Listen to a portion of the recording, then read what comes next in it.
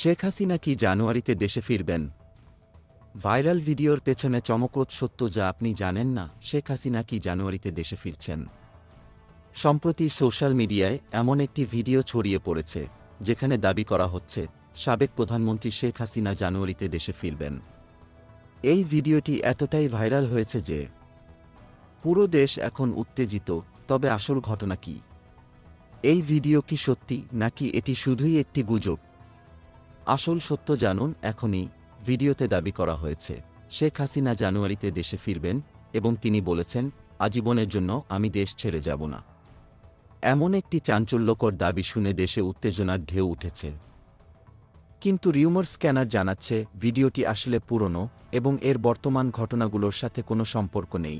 ভিডিওতে বলা হয়েছে 2024 সালের 5 আগস্ট শেখ হাসিনা ভারতে পালিয়ে যাওয়ার আগে একটি ভাষণ রেকর্ড করতে চেয়েছিলেন, কিন্তু ছাত্রছাত্রীদের জন্য তিনি সেটা করতে পারেননি। তবে ভারতে গিয়ে তিনি 6 আগস্ট একটি ভিডিও বার্তা শেয়ার করেন যেখানে তিনি বলেন, সাময়িক সময়ের জন্য আমি দেশ ছেড়েছি, আজীবনের জন্য নয়। আমি যা হারিয়েছি তার সব কিছুর হিসাব নেব। এটি আমার বাবার দেশ, এটি আমার হাতে গড়া বাংলাদেশ। আমি কখনো ছেড়ে দেব না।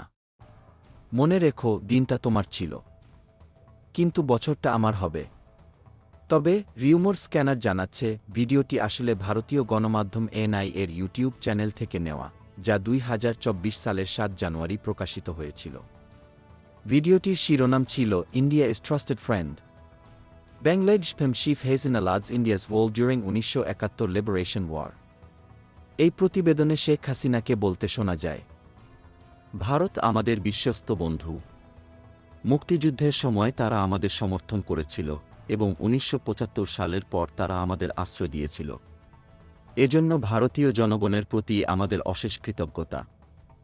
এখন প্রশ্ন হচ্ছে, শেখ হাসিনার দেশে ফিরে আসার গুজব কি সত্যি নাকি এটি শুধুই একটি ভুল বোঝাবুঝি? ভাইরাল ভিডিওটির পেছনে কি আসল সত্যি লুকানো আছে?